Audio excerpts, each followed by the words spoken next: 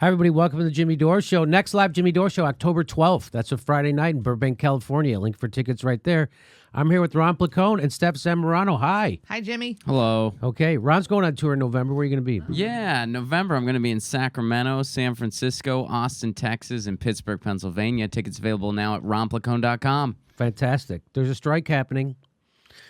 The strike expands to 26 hotels in Chicago. So I love Chicago. I'm from Chicago. It's probably the best city in the world.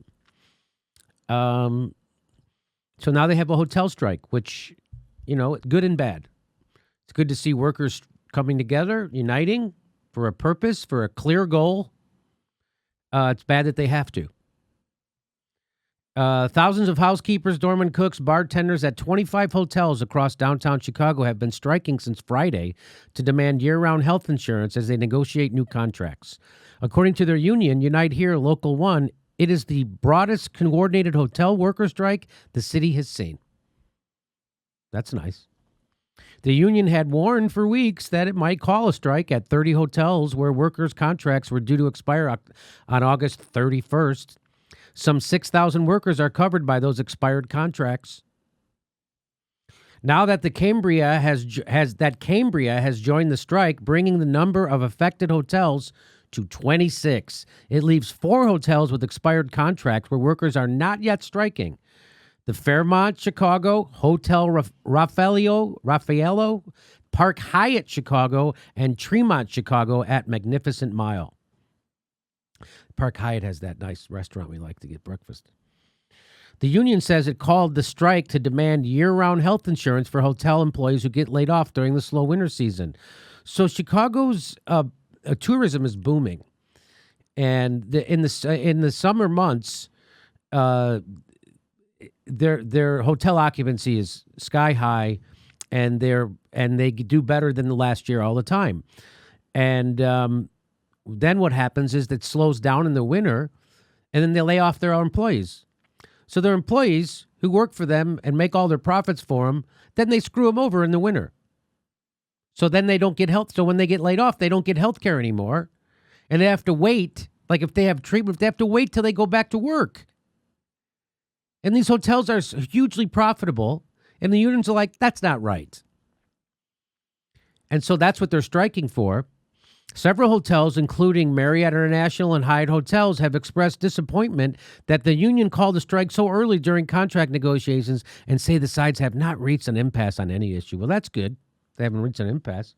Here's I don't know if you can see this. I'll call them out. Here's the hotels that are striking.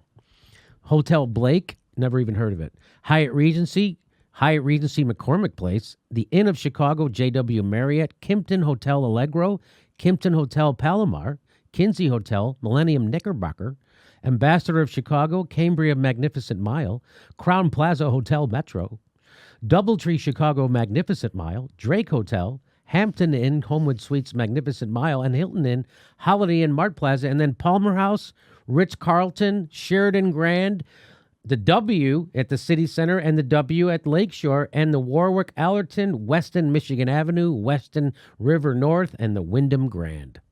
So for more, if you want more info, here it is, chicagohotelstrike.org. So there you go. If you're going to go to Chicago, don't stay at those hotels until the strike's over. And you know what? Just the idea that, that they're asking for health care all year long Right. for their employees. Like normal people. Lets you know how devastating it would be to be employed in a hotel. Right. And then you're off season. And, not to mention that a lot of these people that are, the housekeeping that they maintain in the hotels, these people are very vulnerable within the context of their job to be harassed. Not to mention that they're working at an hourly Right. pay, and that a lot of people don't know when you go to a hotel and after they clean your room, you leave a tip. So these people also work on tips. And so it's a challenging job. And that, it's interesting that the Hotel Association is saying, hey, we're kind of disappointed that you're going on strike. Their contract expired August 31st. You didn't know their contract was expiring? I'm disappointed you allowed their contract Right. to expire. That's what I'm disappointed Why would you about. do that, Ron? Well, this goes into what Richard Wolff talks about, and he can lay it out very well. These workers, they get laid off, and then they don't get their benefits, and they don't get any portion of the labor that they produce at any point. Right. So they're expected to take a sacrifice. They're expected, well, we don't need you anymore because it's slower now, so we're going to lay you off. You have to take this sacrifice. But you don't get any cut of your labor in the first place. Right. A hotel, which, a hotel is a 24/7 operation. It is a lot of work. And so they build these profits in the first place. The CEO, I'm sure, doesn't take a time off of his salary. When it gets slow in I'm the sure winter? that doesn't happen. No, that doesn't happen. Right. So they see none of the profit from their labor, but yet they're expected to take a sacrifice. Right. This is corporate welfare, and these are corporations trying to have their cake and eat it too. And it shouldn't be legal. And so what those hotels do then? Well, they're like, well, we'll go let the government take care of these people for a few months, and then when we need them back, we'll take them back, and then we'll let the government take care of them again next winter, and just screw them. So it's a crazy way to run a system. Like Richard Wolff says, if workers, if the workers ran things, that's not how it would work. You'd be like, well, we're just going to get rid of a bunch of people and no health care for the winter? I think the workers would go, that's a bad system. Can we think of a better system?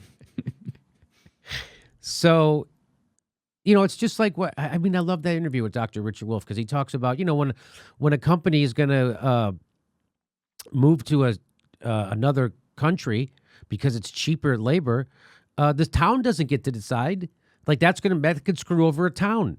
But the townspeople don't get to decide. It's just one person. It's the president of a company, or it's or a board, or an owner of a company. They get to decide unilaterally what happens inside of a city. And what Richard Wolff points out, that's a crazy way to run a country. That's a crazy way to run economies. That the whim of a capitalist, you can hollow out the economic structure of a town. Yes.